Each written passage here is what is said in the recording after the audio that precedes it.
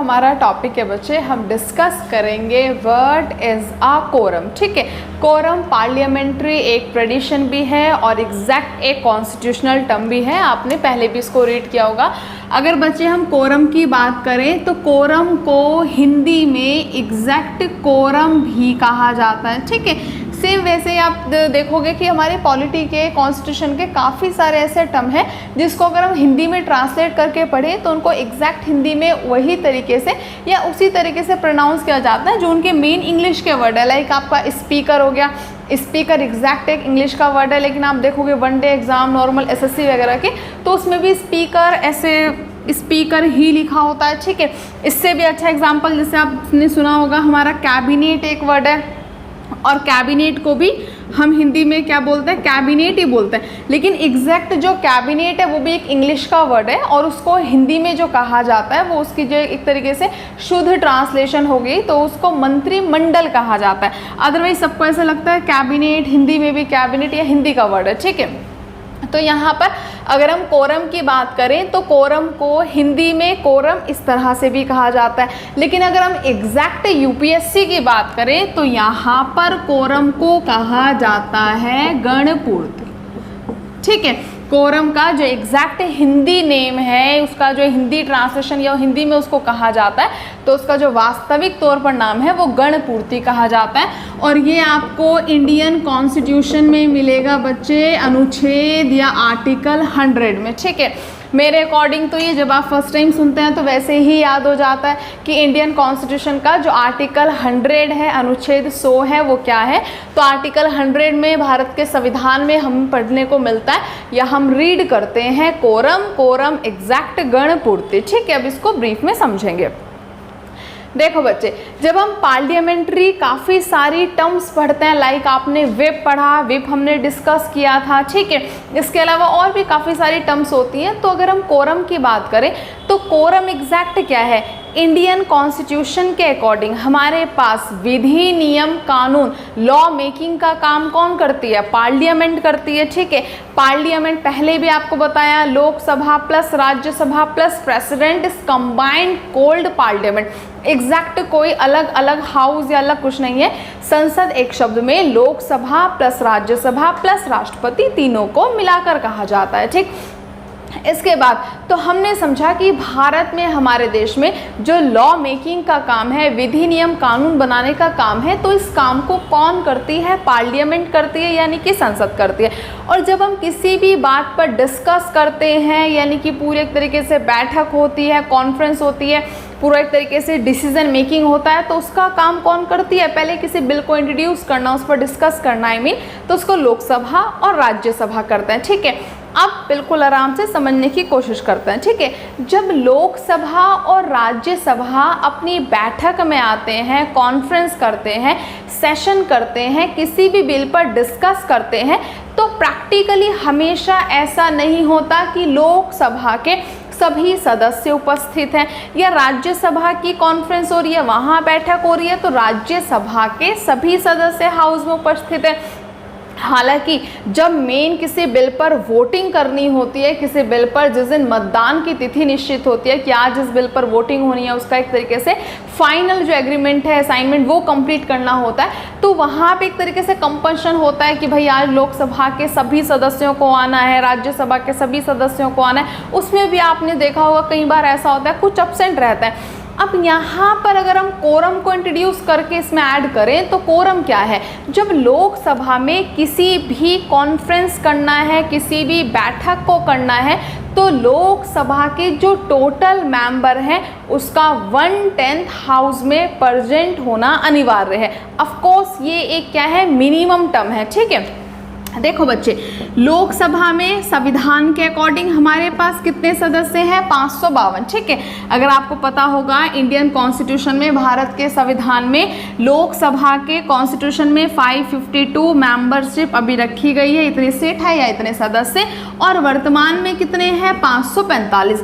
Similarly अगर राज्यसभा की बात करें तो राज्यसभा के संविधान के अकॉर्डिंग, कॉन्स्टिट्यूशन के अकॉर्डिंग 250 है और वर्तमान में ये सदस्य संख्या कितनी है, 245। ठीक है, अब यहाँ पर कोरम क्या है कि भाई लोकसभा के रिगार्डिंग भी टर्म बिल्कुल सेम है और राज्यसभा के रिगार्डिंग भी टर्म बिल्कुल सेम है।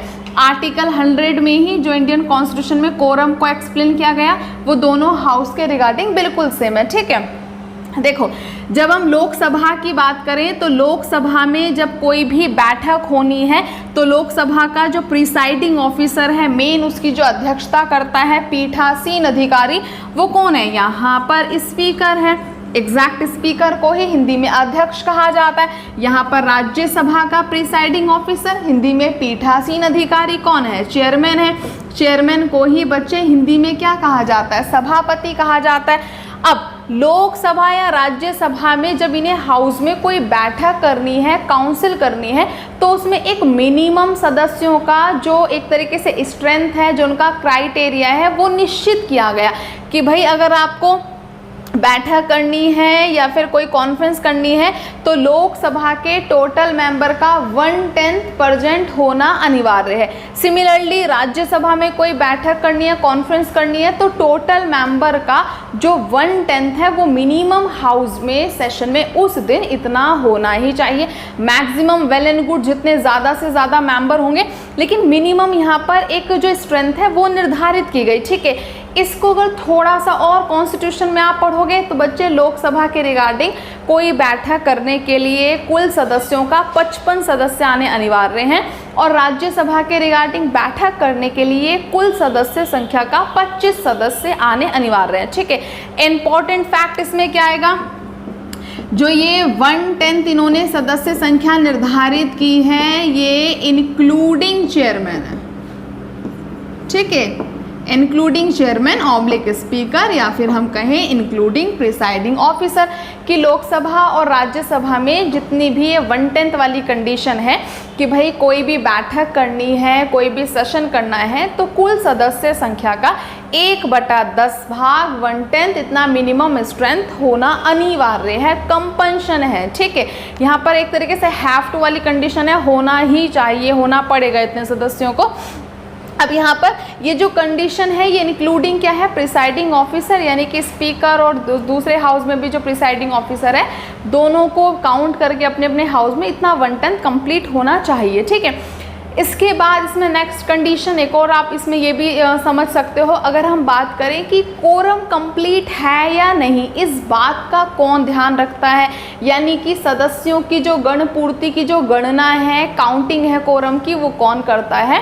तो दोनों हाउस में अपना जो इनका खुद का प्रिसाइडिंग ऑफिसर होगा, यानी कि लोकसभा के रिगार्डिंग स्पीकर और राज्यसभा के रिगार्डिंग चेयरमैन, दोनों का दायित्व है, दोनों की ड्यूटी है, रिस्पॉन्सिबिलिटी है कि कोई भी सेशन स्टार्ट करने से पहले, अनाउंस करने से पहले अपने हाउस में काउंटिंग करके, गणना करके ये निर्धारित करते हैं, सुनिश्चित करते हैं कि हाउस में कोरम कंप्लीट है या नहीं। अब प्रिसाइडिंग ऑफिसर की रिस्पॉन्सिबिलिटी है कि अगर आज बैठक कर रहे हैं, जिस भी दिन बैठक अनाउंस हो रही है, बैठक कर रहे हैं और कोरम इनकम्प्लीट है, तो अगर इम्पोर्टेंट सेशन है, ज़रूरी है, तो ये कोरम पूरा करने का प्रयास करेंगे। समझेंगे बच्चे? दोनों ही हाउस के रिगार्डिंग सेम कंडीशन है।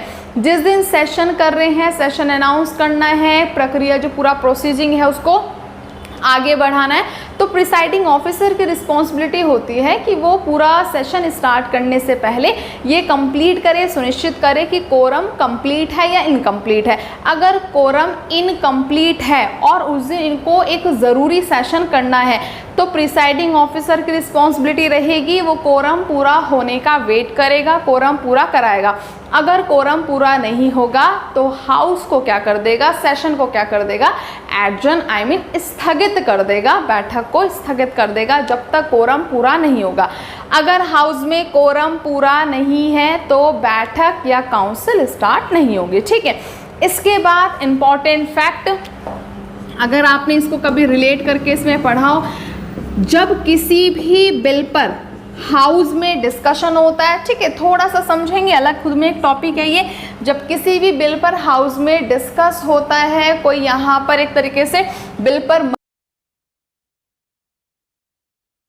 जाती है, गतिरोध की कंडीशन आ जाती है, बिल पर डिस्प्यूट हो जाता है, कोई भी कंडीशन हो सकती है। आपको पूरा टॉपिक जब आप इसको रीड करोगे, एक हाउस में बिल पास हो जाता है, सेकंड हाउस में वहाँ पर अटक जाता है, डेडलॉक हो जाता है। यानी कि जब किसी बिल पर लोकसभा और राज्यसभा की जॉइंट सिटिंग वाली कंडीशन आती है, कंबाइंड सेशन करना होगा, और किसी बिल पर जब विशेष प्रक्रिया से यहाँ पर जॉइंट सेशन, कंबाइंड सेशन, संयुक्त अधिवेशन अनाउंस होता है, तो संयुक्त अधिवेशन मेनली कहाँ पर होता है? लोकसभा में।